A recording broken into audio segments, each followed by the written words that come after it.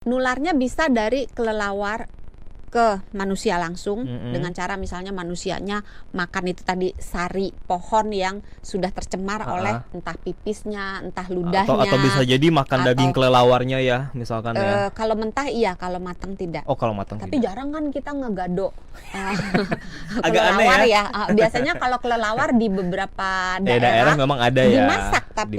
Nah, si virusnya kan inaktif di 100 derajat Celcius 15 menit inaktif gitu. Sementara kalau masak itu kan pasti lebih dari. Jadi yang paling mungkinnya adalah dari tercemar.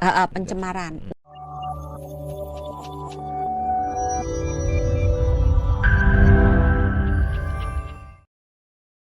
Nah, tapi kalau kata Doksen yang strain M ini sudah ada di Indonesia sejak lama. Udah lama. Tapi sebenarnya penyebaran kasusnya seperti apa, Dok? Apakah banyak yang terkena strain M dari virus Nipah ini di Indonesia? Sebenarnya jarang sih ya. Okay. Kasus terakhir kalau saya nggak salah ingat itu di tahun 2000.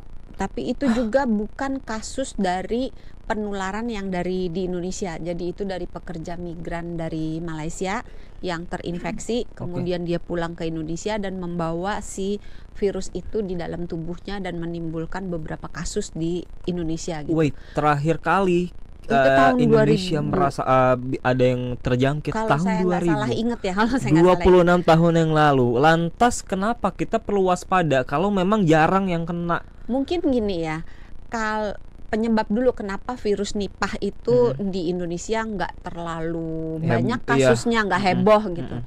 Karena virus Nipah setempat, setempat, yang lokal gitu ya, yang M bukan yang B ya.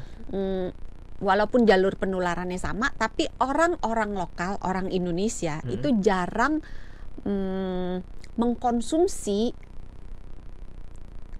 makanan atau minuman yang tercemar oleh si virus ini. Jadi virus Nipah itu kalau di dalam tubuhnya kelelawar itu sebenarnya dia biasa aja gitu. Jadi kelelawar itu adalah reservoir alami dari virus Nipah. Oh, jadi kelelawar karena kelelawar yang menyebarkan itu. Iya. Tapi si kelelawar itu walaupun di dalam tubuhnya ada virus Nipah, dia nggak sakit. Nah, dengan cairan tubuhnya yang bisa berupa ludahnya, pipisnya, pupnya, darahnya, cairan kelaminnya yang mengandung virus tersebut, maka kalau kita menyentuh, kita makan, misalnya makan buah atau makan sari aren itu kan kadang-kadang suka disadap ya. Airnya itu kalau saya nggak salah, coba tolong dikoreksi ya sahabat Sonora yang di daerah Jawa Tengah mungkin itu minum sari aren yang segar, tapi jarang. Dan itu minum sari aren yang segar itu sudah mulai ditinggalkan karena cepat rusak. Jadi sebentar kemudian udah asem. Nah, orang Indonesia kebanyakan makannya sari aren itu yang dijadikan gula Jawa, gula aren. Jadi walaupun pohonnya disadap, misalnya pun kelelawarnya mencemari, misalnya nggak sengaja dia pup di situ atau dia ikut jilat-jilat sadapannya, tapi karena prosesnya itu untuk membuat gula aren, gula Jawa itu dimasak lama, ya virusnya udah inaktif karena virus Nipah inaktif dalam keadaan dipanaskan 5 menit 100 derajat Celcius 15 menit ya 15 menit 100 derajat Celcius dia inaktif. Sementara kalau kita bikin gula aren kan lama tuh digodok gitu. Itu pertama. Jadi kita jarang mengkonsumsi barang-barang yang dicemari oleh si. Jadi biang keladi si virus Nipah ini sebenarnya ada kelelawar. Betul. Nah, dari kelelawar bisa pindah kemana-mana. Sebenarnya kalau di India, Bangladesh itu banyak ya. Mereka suka minuman yang seger gitu. Kalau di kita enggak. Kalau saya riset nih ya Dok ya, jumlah kasus global itu sebenarnya masih di bawah 1000, bahkan 800 pun belum sampai ya. Artinya itu di Asia, di tempat lain nggak banyak, bahkan di beberapa tempat nggak ada. Nah, lantas kenapa kita harus waspada Dok kalau ternyata angkanya tidak setinggi itu? Karena angka fatalitasnya tinggi. Oh begitu. Bisa kalau yang strain B Uh-uh. itu bisa sampai 40 sampai 75%. Wow. Artinya dari 100 orang yang terkena virus Nipah, Uh-uh. itu 40 sampai 75 orang meninggal. Wah, berbahaya. Ya, Berbahaya sekali berarti. walaupun dia sedikit, Uh-uh. tapi tingkat fatalitasnya tinggi. Oke. Karena memang sesuai dengan hukum virus, hukum virus. alami virus. Semakin dia mematikan, biasanya ya selalu ada kasus yang luar biasanya. Biasanya kalau dia tidak mematikan virusnya, dia penularannya hebat. Oh, cepat kayak gitu. contohnya kayak COVID ya, cepat tapi kan fatalitasnya rendah. Oke. Tapi kalau misalnya dia virusnya itu mematikan, biasanya lebih susah menular. Nah, Nipah ini nggak gampang-gampang banget nular, nggak semudah yang kita bayangkan gitu loh. Makanya pemerintah menjaga sekali ya supaya si virus Nipah strain B ini jangan sampai. Karena kalau sampai perbatasan bandara kan udah mulai dijaga. Karena kalau sampai sekalinya masuk bisa fatalitasnya tinggi gitu ya. Oke. Nularnya susah. Nah, menularnya lewat apa saja emang, Dok? Nularnya bisa dari kelelawar ke manusia langsung dengan cara misalnya manusianya makan itu tadi sari pohon yang sudah tercemar oleh entah pipisnya, entah ludahnya. Atau bisa jadi makan daging kelelawarnya ya, misalkan ya. Kalau mentah iya, kalau matang tidak. Oh, kalau matang tapi tidak. jarang kan kita ngegado Agak kelelawar aneh ya. Biasanya kalau kelelawar di beberapa daerah memang ada ya. Dimasak. Nah, si virusnya kan inaktif di 100 derajat Celcius 15 menit inaktif gitu. Sementara kalau masak itu kan pasti lebih dari. Jadi yang paling mungkinnya adalah dari tercemar. Pencemaran. Atau bisa juga dari buah. Nah, kan sering tuh kelelawar makan buah. Terutama yang udah mateng gitu. Kalau orang dulu nganggepnya buah yang udah bekas digigit kelelawar itu pasti buah mateng.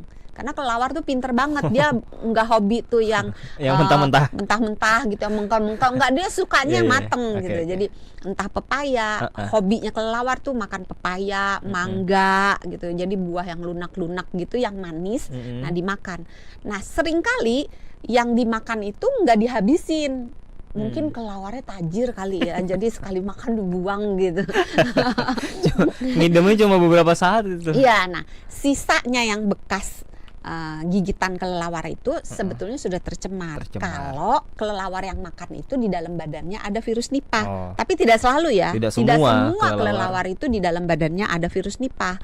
Nah, kalau dia ada virus Nipah, dia gigit, berarti dalam buah itu pindah virus Nipahnya melalui air liurnya. Harus selalu digigit dulu karena kan orang mana yang ngambil buah yang udah digigit. Kadang-kadang ada. Emang ada. Nah, terus biasanya dipotong aja, dibuang gigitannya itu kan orang biasanya kalau nyari buah kan yang masih utuh di pohon ya kan, kalau udah digigit kan. Ini ketahuan nggak pernah hidup di kampung.